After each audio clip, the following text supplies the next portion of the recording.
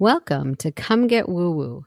We're your hosts, Becky and Ro, here to hold space for the unseen, the unspoken, and the deeply felt.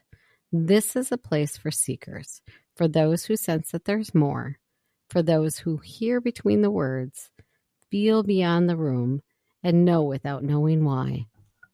Together, we'll explore the language of spirit, the clarity of your clairs, and the signs that rise up when you're ready to notice.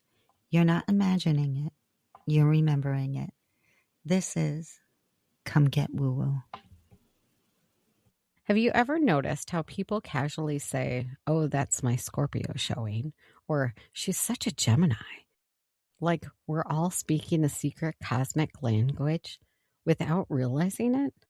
What if Western astrology has been woven into your personality, your choices, and your relationships long before you ever looked at your chart? Maybe you've been living your astrology more than you've been learning it. Hey, woo-woo seekers, welcome back to another episode of Come Get Woo with Becky and Ro. I'm Becky. And I'm Ro. We're kicking off our first deep dive into the many forms of astrology, and today we're diving into Western astrology, the system that we introduced in our episodes of Astrology Basics and Astrology Through Your Clairs. But we're including the full cast of characters. This is where we meet the sun, moon, and rising, where we discover the houses and the planets. This is where the story of you begins. You'll see the how and why makes you, well, you. So, Becky, what is Western astrology? So, Western astrology is a system most people in our part of the world know. It's based on your tropical zodiac, which follows the seasons rather than the actual star constellations. It looks at where the sun, the moon, and planets were at the moment you were born and reads the placement as a kind of energetic snapshot, if you will. From here, it maps out your personality patterns, your strengths, your challenges, the theme that tend to show up throughout your life. It works through the four main pillars: the signs, the planets, the houses, and the aspects between them. It doesn't matter where the actual constellations are drifting in the sky.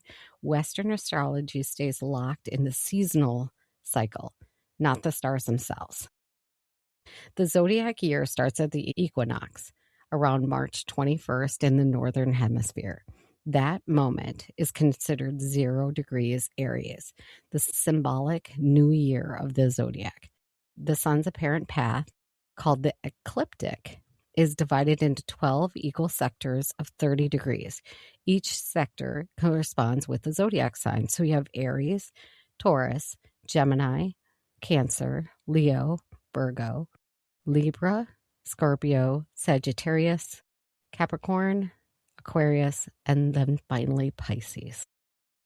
So in Western astrology, your sun sign isn't about the star's current positions. It's about where the sun falls along the seasonal path. Each sign has an associated personality trait, energies, and cycles that influence life patterns. Think of the tropical zodiac like a year-long playlist. Each sign is a 30-degree track on the sun's path, starting with Aries at the equinox, the first track of the year. As the sun moves through each sign, it's like the playlist changes its mood and tempo. So Aries kicks things off with the energy of initiative. Taurus slows the beat down into grounding and stability, and Gemini brings curiosity and conversation, and so on, all the way to Pisces, which closes the loop with reflection and imagination. So your sun sign is like that track playing at the moment you were born. It sets the tone for your personal rhythm, how you show up, how your energy flows, and what themes repeat in your life. So in Western astrology, your birth chart is like a map of your energy at the moment you were born. It's built from 3 main components: your planets, your signs, and your houses. So the planets Think of these as your inner drives and psychological impulses. Each planet has a role. For example, the sun represents your ego and identity, while the moon shows the emotions and the needs. Then you have the signs. They describe the style in which the planetary energy shows up. So if Mars is in Aries, it expresses assertively and boldly. If Mars is in Cancer, the same energy might be more protective and nurturing. Then you have the houses. These are the areas of life where the energies play out. In the 10th house, for instance, is about career and public life, while the 7th house focuses on relationships. So when you read a chart, you're seeing what energies you have, which are the planets, how they express themselves, which is the signs, and where they show up in your life, which is the houses. It's a 3-layer map of your personality patterns and your potential. Think of your birth chart like a stage. The planets are going to be the actors. The signs are going to be the costumes and acting styles. The houses are the settings where the scene is taking place. So a chart isn't just a bunch of symbols. It's a full production of your life energy showing who's on stage, how they perform, and where the actions happens. So in popular culture, Western astrology is often reduced to sun sign astrology, which only looks at the sun's position at your birth. That's why it feels so simple. Like you're a Leo, so you're dramatic, but the full system is much deeper. It requires calculating the precise positions of all the planets and the houses, which depend on your exact birth time and location. That's what turns astrology from a fun personality quip to a detailed map of your life energies. If sun sign astrology is like seeing just the lead actor on a stage, you get very basic idea of the story. They're dramatic, outgoing, or mysterious, but you miss everything else happening around them. So the full Western birth chart with all the planets and houses calculated is like seeing the entire production. Every actor, the planet, is in costume, which is the sign, and performing on the right set is the house. You see how they interact, the subplots and the conflicts, the comedic beats and the emotional arcs. That's when the story truly comes alive, and that's what Western astrology is really about. I love how you said that because it makes it a little bit easier to understand. I'll go through the zodiac signs. Now, what they are is the what. This is going to be your costume. So the zodiac signs are going to be basically a band of sky that the sun, the moon, and the planets appear to move through. Each sign falls into 4 different elemental groups. You have fire signs, which are Aries, Leo, and Sagittarius. And these signs run on action, spark, and instinct. Then you have the earth signs, which is Taurus, Virgo, and Capricorn. They're going to lean to practicality, grounding, and a material side of life. And then you have the air signs, Gemini, Libra, and Aquarius. They thrive on thoughts, ideas, and connections. Where the water signs, Cancer, Scorpio, and Pisces, move through feeling, intuition, and deep emotional layer. Now, all these signs are split up into 3 different modalities, which describes how the sign operates. So you have the cardinal signs, which is Aries, Cancers, Libras, and Capricorns. They carry starter energy. They move first. Fixed signs are going to be Taurus, Leo, Scorpio, and Aquarius. This is going to hold the line and stabilize things. They're going to be the finishers. Mutable signs are going to be Gemini, Virgo, Sagittarius, and Pisces. These are the shifters, the adapters. They help everything transition. So, do you want to give us the dates and kind of the main things for each of the signs? Cardinal signs are the first. So they'll be the first ones to start the project, right? Yes. And the mutable signs will help move things along. And the fixed signs are the ones that are going to finish the project. Is that correct? Yeah, and I always like to put this one in for your fixed signs. They may procrastinate doing the work because they won't start a project that they know that they can't finish in their timeline. Gotcha. Mm-hmm. Okay, let's start with these signs. So first we have Aries. If you're born between March 21st and April 19th, that's the Aries. They're the pioneers. They're bold. They're initiating, restless fire that wants to start something new. And then we have Taurus, which is April 20th to May 20th. They're the stabilizers, grounded, steady, sensory, here to build what lasts. And then we have Geminis from May 21st to June 20th. They're the messenger, curious, quick, adaptable, always gathering and exchanging information. And then we have Cancer from June 21st to July 22nd. They're the nurturer, emotional, protective, intuitive, and deeply connected to home and roots. And then there's Leo from July 23rd to August 22nd, the creator, expressive, warm, courageous, and carrying the instinct to shine and inspire. And then there's Virgo from August 23rd to September 22nd, the analyst, precise, discerning, service-oriented with the gift for refining and improving. And then there's Libra from September 23rd to October 22nd, the balancer, harmonizing, relational, diplomatic, always seeking equilibrium and fairness. Then there's Scorpio from October 23rd to November 21st, the alchemist, intense, transformative, perceptive, and able to see beneath the surface. And then there's Sagittarius from November 22nd to December 21st, the seeker, expansive, adventurous, philosophical, driven by truth and exploration. And then there's Capricorn from December 22nd to January 19th. They're the builder, ambitious, responsible, strategic, climbing towards long-term purpose. Then there's Aquarius from January 20th to February 18th. The visionary, innovative, independent, future-minded, and here to upgrade systems and thinking. And lastly, there's Pisces from February 19th to March 20th, the mystic, compassionate, intuitive, imaginative, dissolving boundaries to connect with the larger whole.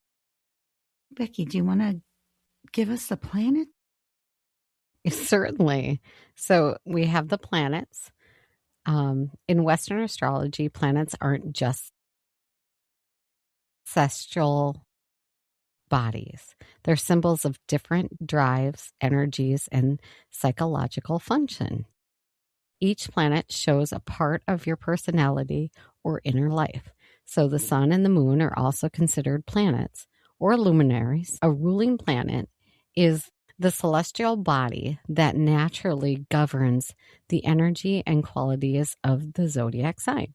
So the ruling planet also shows the style, the focus, and the driving force between the sign.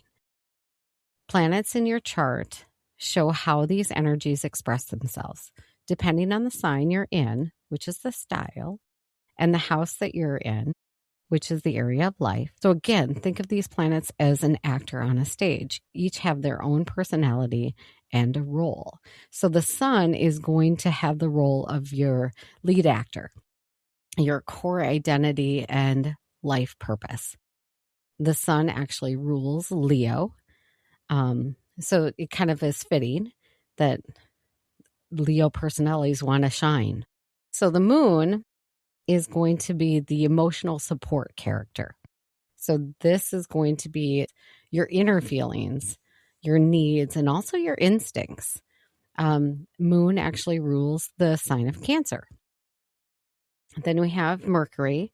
Mercury is your chatterbox or your messenger, and how ideas and communications flow. So Mercury rules two signs. It rules Gemini and Virgo. Gemini being the chatterbox and Virgo Yeah. being the messenger. Is that it? I think they're a little bit both, yes. Venus is the romantic and the social lead. So this is going to be govern love, attraction, and values. Venus is actually ruling Taurus and Libra. Mars is the planet of action. It's the action hero. So it's going to represent drive, ambition, and assertiveness. Now, Mars actually rules Aries. So see how those two correlate, where Aries is kind of an action driven and it's ruled by Mars. Oh, yeah. And with Aries in the first house, too. Yes, yes. Traditionally, Aries rules the first house. Now, when you do your chart, it's not always going to be Aries. My Aries is in the 8th house. If you have Aries in the first house in your chart, it's like you have a stronger presence there because that's where Aries likes to be. Does that make sense? Mm-hmm. Sure it is. So Jupiter actually is the mentor. So the teacher. You're going to have growth, opportunity, and expansion. And it actually rules Sagittarius. And then you have Saturn. So this is the strict director. It's the planet that's going to give you lessons, discipline, and boundaries. Saturn actually rules Capricorn. Uranus is the wild card. So think of sudden changes, innovation, rebellion. And in Western astrology, Uranus rules Aquarius. Neptune is the dreamer and the illusionist, imagination, intuition, spirituality. In Western astrology, Neptune rules Pisces. Pluto is the planet of transformative force. So deep changes, power, rebirth. Pluto also rules a Scorpio. Every actor's performance changes depending on what costume they're wearing, which is their sign, and which set they're in, the house. Together, they create drama of your chart, your life unfolding in the cosmic stage. So, Ro, do you want to go over the houses for everyone? I'd love to. So, in Western astrology, houses represent the areas of life where planetary energies play out. Think of them as the sets or scenes in your stage play that they show where the action happens. So, the 12 houses each govern a different domain of life. So, the first house, which is always where your ascendant is going to be, that house represents self, identity, physical appearance, and how you present yourself. The second house is about values, monies, possessions, and self-worth. The third house is communication, learning, a sibling, short trips. The fourth house is about home, family, roots, emotional foundation. The fifth house is about creativity, romance, children, and personal expression. The sixth house is your work, your health, your daily routines, and service. The seventh house, which is the descendant, is about partnership, marriage, one-on-one relationship. The eighth house is about transformation, shared resources, intimacy, death, and rebirth. The ninth house is where higher learning, philosophy, travel, and spirituality show up. The 10th house, the MC, is your career, your public life, your reputation, and authority. The 11th house is about friends, groups, social causes, and aspiration. And finally, the 12th house is your subconscious, your secrets, healing, spiritual growth. Actually, the fun little fact is 12 is also self-sabotage. Oh. Mm-hmm. That's where you can have difficulties. Mm. Next, we're going to talk about the rulership of houses. So each house has a natural zodiac sign and a corresponding ruling planet. So this is where you gives extra context when planets are in that house. So in Western astrology, each zodiac sign has a planet that rules it. Think of the ruling planet as a manager or an engine or the main influence behind how that sign behaves. So we have the first house, which is Aries. Aries is ruled by Mars, so it represents self, appearance, personality, and first impressions. Now, I think this is a very interesting point, and we're going to go through all the signs for this, but the body parts that it rules is the head, the face, the brains, and the eyes. So the theme of this is the actor entering the stage, how they present themselves. So next we have Taurus. Taurus traditionally is the second house, and it's ruled by the planet Venus. The second house represents values, possessions, money, and self-worth. The body part that it rules is the neck, the throat, the vocal cords, and the lower jaw. Now, I use my sister as an example. Again, my sister. So she actually has a very nice voice, like a singing voice. It's one of those things that she could sing, but she also has problems with her jaw. See how those body parts kind of coincide with some of those traits. So she's a double Taurus. So, okay. yeah. So the theme for the Taurus is, or the second house, is what we hold dear and build stability around. So then we have the third house, which is also Gemini, which is ruled by Mercury. So the third house represents communication, siblings, learning, and local travel. The body part that is arms, hands, lungs, and nervous system. I've noticed that a few of the Geminis that I know all have ADHD. Very interesting. Yeah. The theme is going to be how you interact and share information. So look to your Mercury or your Gemini or your third house. So the next one is going to be the fourth house. Cancer rules the fourth house, and Cancer ruled by the moon. This represents home, family, roots, and emotional foundation. And the body parts that it actually rules is the chest, the breasts, the stomach, and the digestive system. So the theme for this one is our private life, emotional home stage. So this is, home and family. So then we have the fifth house.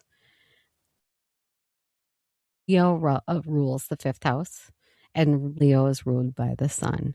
It represents creativity, romance, children, self-expression. The body part it rules is the heart, the spine, and the upper back. The theme for this is where we shine, play, and express joy. Then you have the sixth house. Now, Virgo rules the sixth house, and Virgo is ruled by Mercury. So this represents work, daily routine, health, and services. And the body part that it rules is the digestive system, the intestines, and the spleen. So your theme is going to be, how do I maintain, serve, and structure our lives? Virgos are always really good detectives, too. Ah. Yes. So, Rode, do you want to go over the next 6? Sure. So the next one is the seventh house. Libra rules the seventh house, and Libra is ruled by Venus. This house represents partnership, marriage, contracts, one-on-one relationships. The body parts are the kidneys, the lower back, and the lumbar region. The theme is our co-stars interactions. It's how we relate in close bonds. So the next is the eighth house. So Scorpio rules the eighth house, and Scorpio is ruled by Pluto.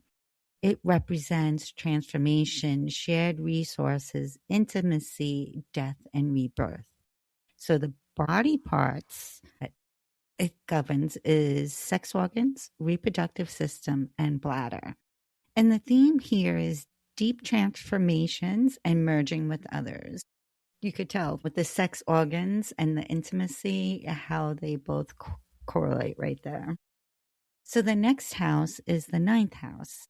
And Sagittarius rules the ninth house and is ruled by Jupiter. It represents higher education, travel, philosophy, and beliefs. And the body parts are hips, thighs, and liver.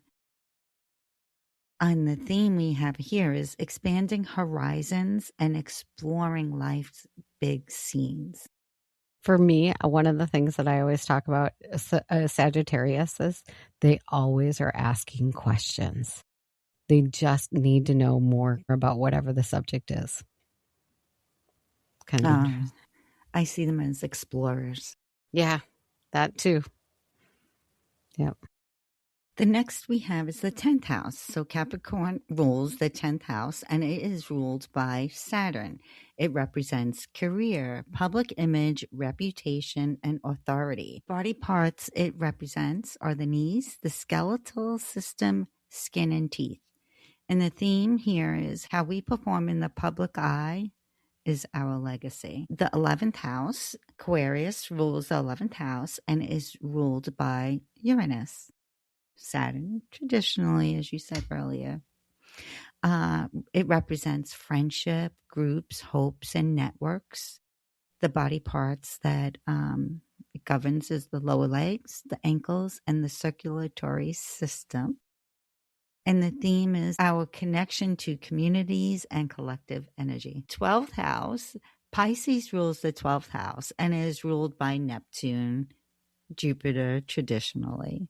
It represents spirituality, subconscious, isolation, and hidden matters. The body parts are the feet, the lymphatic system, and the immune system.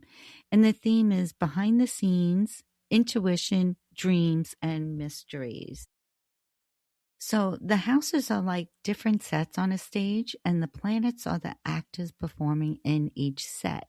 The body corresponds to the physical stage props or scenery that reflect the action, giving the performance a tangible dimension.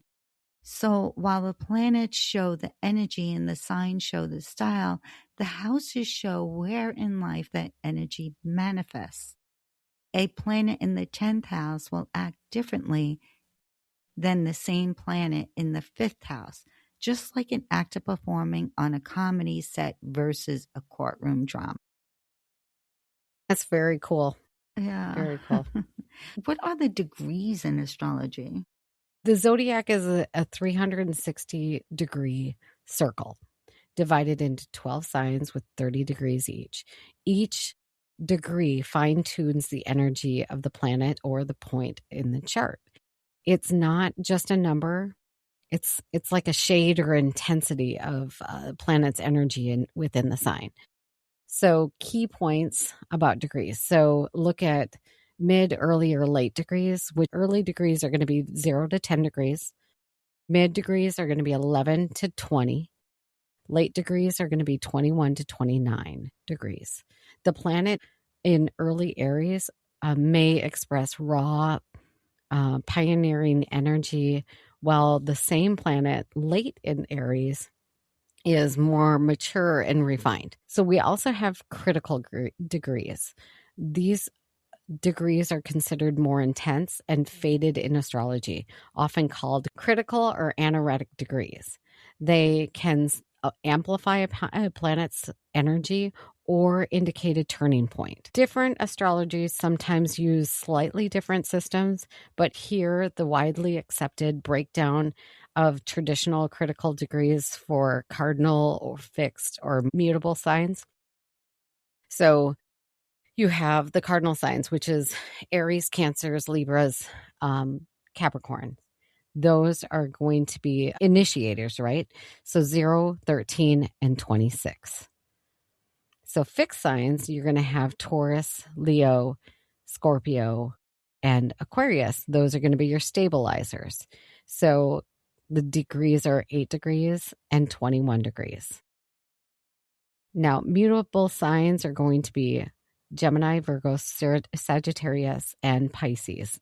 Obviously the adapters.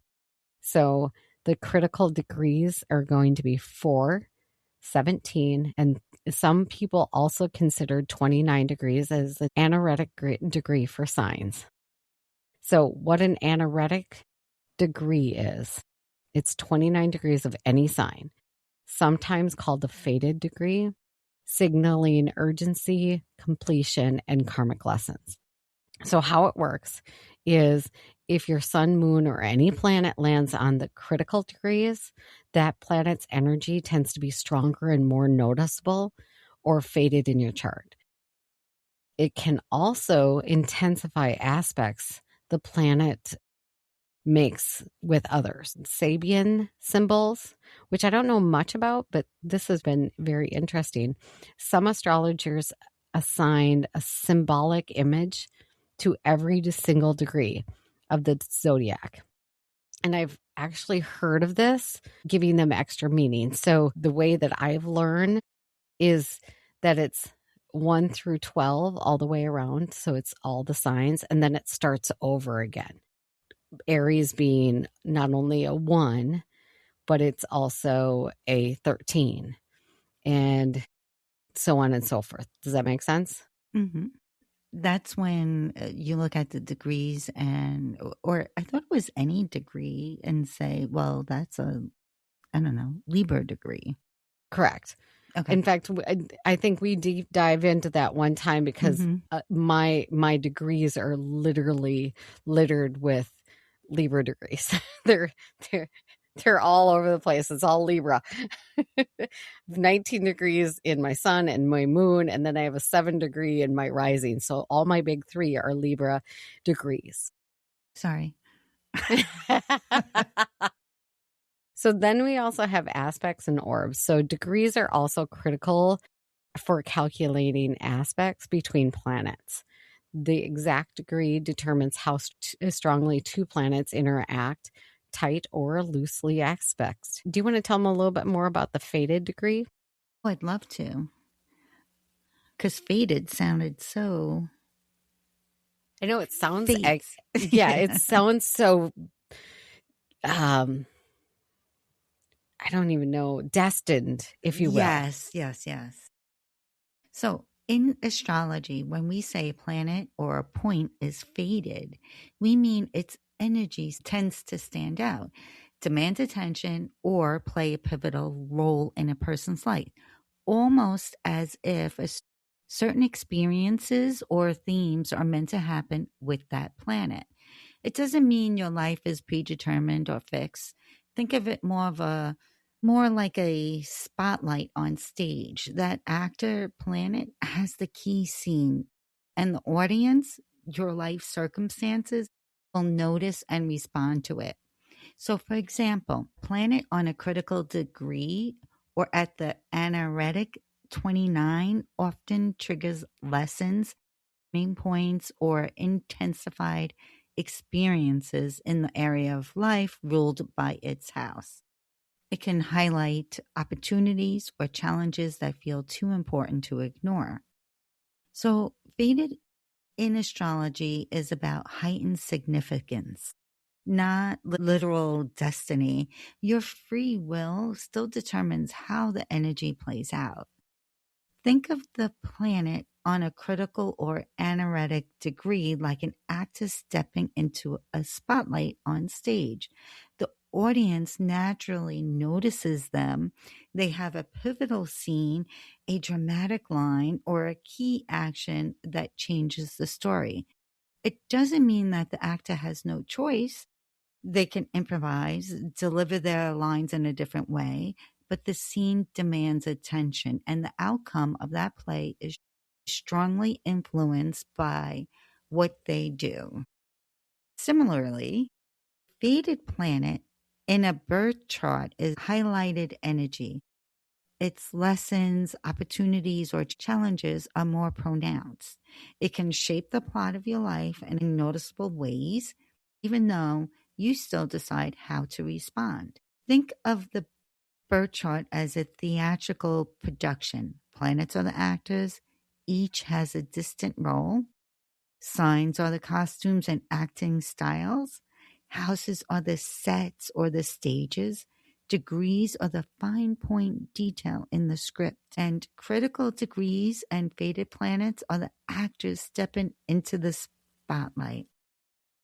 Very, very cool. I love how you explain that. So aspects are the angles between the planets in the birth chart. They show how planetary energies interact, support, or challenge each other, like actors reacting to each other on stage. Some relationships create harmony, some create tension, and some push the plot forward. We're just going to go over the major aspects today. And the major aspects is you have conjunction, so that's 0 degrees. So the planets are together, blending energy, actors sharing the spotlight, if you will. They amplify each other's energy. You have a sextile, which is 60 degrees of each other. So easy, cooperative energy, actors are in sync, working together, and smoothly. Then you have a square. So the square creates tension. It creates challenges.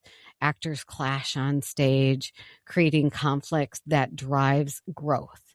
So here's the thing. That is the key point is the challenge or tension is always going to promote growth. It's a lesson. So you have the trine, which is 120 degrees. Now this is like a gift. It's harmony and flow. Actors improvise beautifully together. Energy moves effortlessly together. Then you have the opposition. And as you can assume, it's 180 degrees. It's the polarity and balance needed. So actors face each other across the stage, creating a push and a pull dynamic that demand compromise and awareness. Think of it like this. So they show you how energies blend, clash, or interact. It reveals strengths, challenges, and growth opportunities in your chart. Tight aspects, which are exact degree, are stronger. So it's like the actor hitting cues perfectly.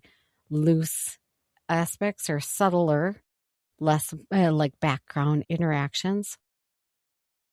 In astrology, tight aspects refer to planets that are very close to the exact angle, usually within a few degrees, 1 to 2 degrees, sometimes up to 5, depending on the astrologer.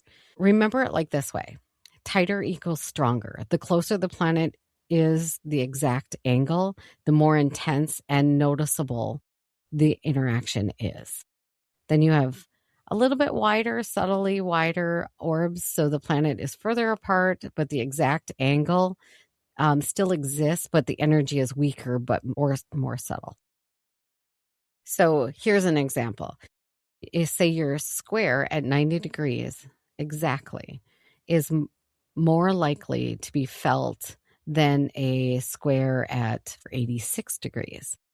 The tension is sharper and the push-pull dynamic is stronger. I have a square between my sun and my moon because they're both exactly 19 degrees, one in the 8th house and one in the 11th house.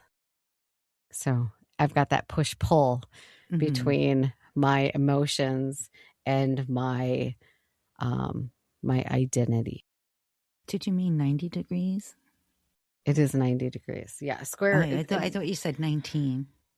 No, okay, so my both my sun and my moon are at 19 degrees. So they're exactly square of each other. Ah, okay. Got it now. Yes. So that's why I have this push pull between my ego or my identity and my emotions. So think of it, the actors hitting cues perfectly on stage or not. And the other analogy, I love this one too, is where it's like a dinner party.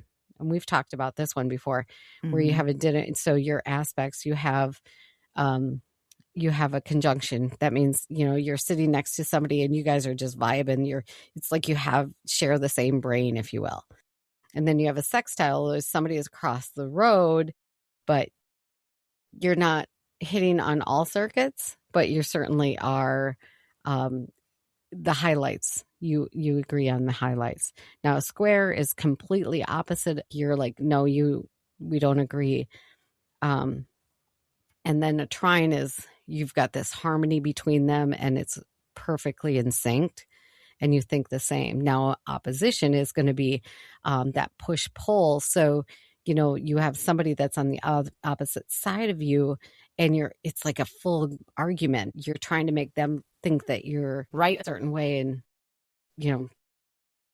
I love how you put that together.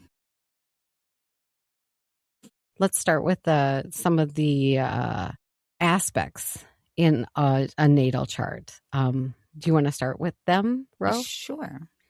First, we have the North and the South nodes. They're the soul's roadmap. The North node is the direction your soul's moving toward in this lifetime. It represents growth, new experiences, and life lessons. Think of it as the next chapter your character needs to act out on stage. And then we have the South node, the place you're coming from, your comfort zone, your past patterns and innate skills. It's the familiar scripts your character already knows but needs to move beyond. And together, the nodes show where you're balancing past tendencies with future growth. On stage, it's like an actor learning to play a new role while still honoring the training that they already have. I always think of the North node is where you're going to, and the South is where you were. Yes, I like that. Okay. The next is the ascendant or your rising sign. This is the public mass. The ascendant is the rising on the eastern horizon at your birth. It shows how you present yourself to the world, your first impressions, and your approach to life. While the sun is the lead actor, the ascendant is the actor's entrance, costume, and stage presence. It's how the audience or the people you meet initially see you. Your ascendant also determines the placement of the houses. So it's literally like your starting point of your chart stage. Do you want to go your favorite retrogrades? I love going through retrogrades. Let's talk about retrogrades. So retrogrades happen for every single planet except for the moon and the sun, which technically are luminaries. But so when a planet is retrograde, it appears to be moving backwards from the Earth's perspective. The retrograde planets indicate areas where energy is turned inward, delayed, or needing reworking. So here's an example. If you have a Mercury retrograde, it's a reflection on communication, learning, and thinking. Now, if Venus was in retrograde, this would be a revaluation on relationship and values. A Saturn is revisiting responsibilities and lessons.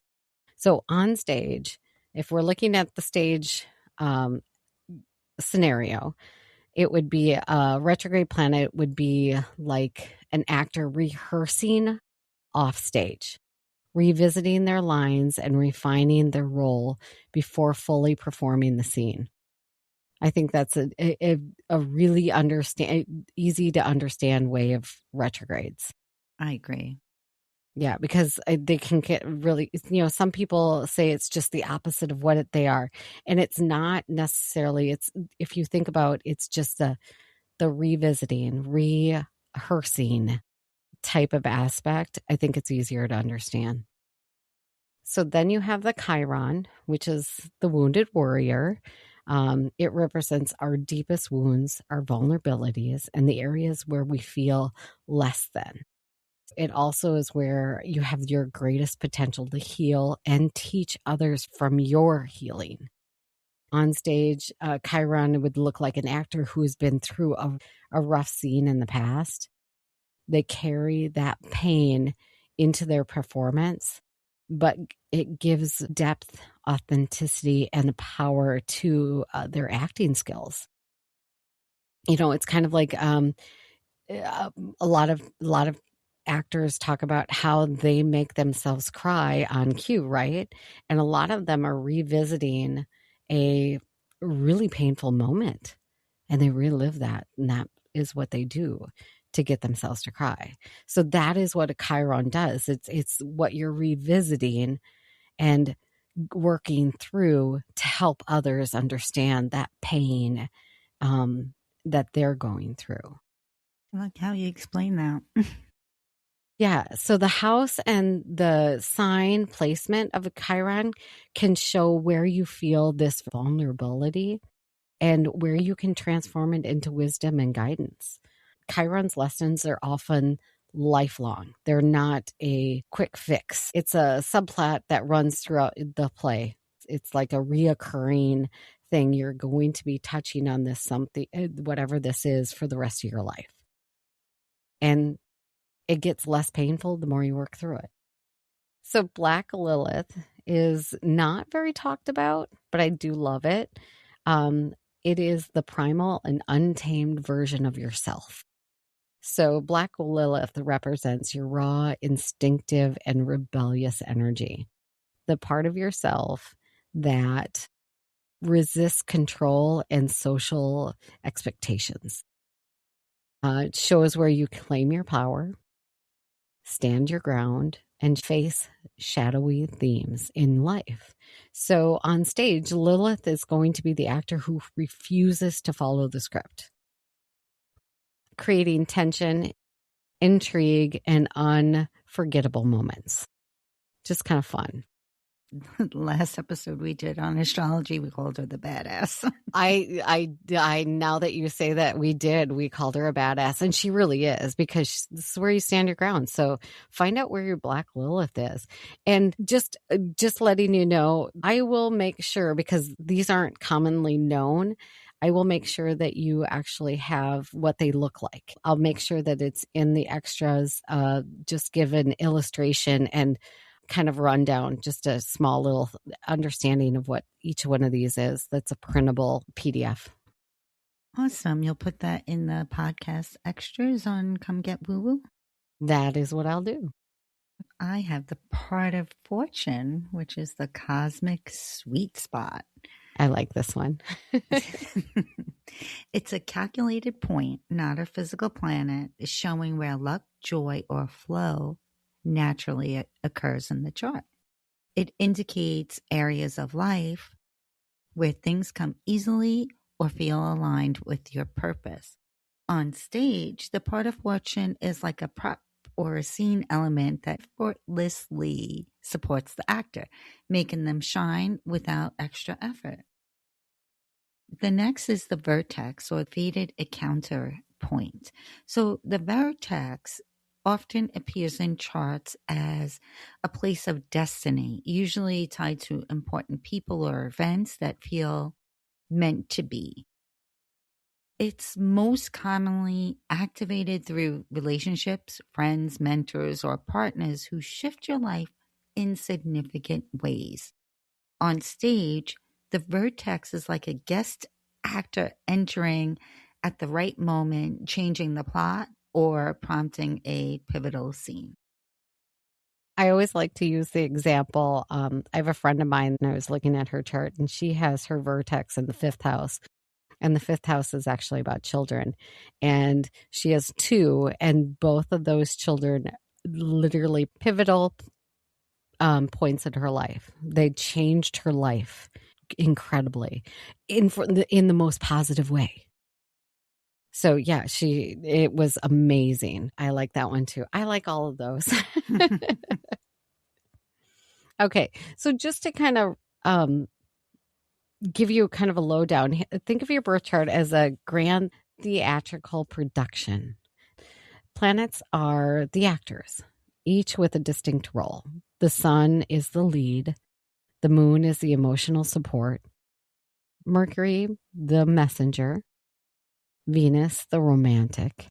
Mars, the action hero, and so on. So signs are going to be the costume and acting styles. So shaping each of the actor's performance. Mars in Aries is going to be bold and direct. Mars in Libra is going to be tactful and strategic. The same actor expressing energy differently depends on the costume. Houses are the sets or the stage. This is drama unfolding at home. So, fourth house energy. On the career stage, you're going to have the 10th house. A romantic stage is going to be the fifth house. The same actors on a different stage completely changes the scene. And then you have the degrees. And the degrees are the fine details of the script, determining whether an actor enters cautiously, confidently, or in full flare. Critical degrees or fated degrees are going to be spotlight moments, scenes that demand attention, turning points where the actor's performance is especially impactful. Aspects that are interacting between the actors, which is the conjunct share the spotlight. Sextiles flow smoothly. Squares clash. Trines harmonize. And opposition creates push and pull dynamics. Tight aspects hit their cues perfectly, dramatic, and noticeably. Loose aspects are subtler background interactions that still color the scene. So then you have the nodes. The nodes are the story arcs. The north node is the next chapter for your character, and the south node is going to be the script and the past of your character. It's the background that informs but doesn't define the new role. You have the ascendant or rising sign is the actor's entrance or stage presence. The first impression the audience sees, shaping how the performance is perceived.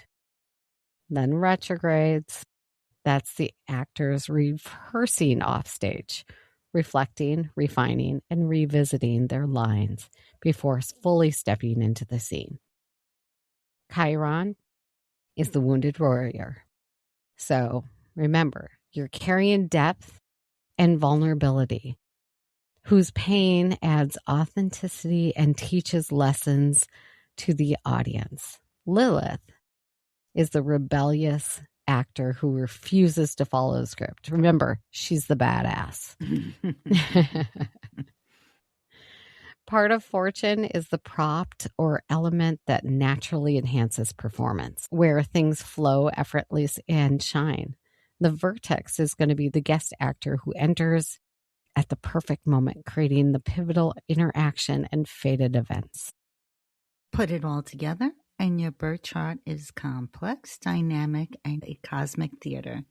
Each actor, costume, stage prop, and the spotlight moment interacts to tell a story of your life, uniquely choreographed and endlessly fascinating.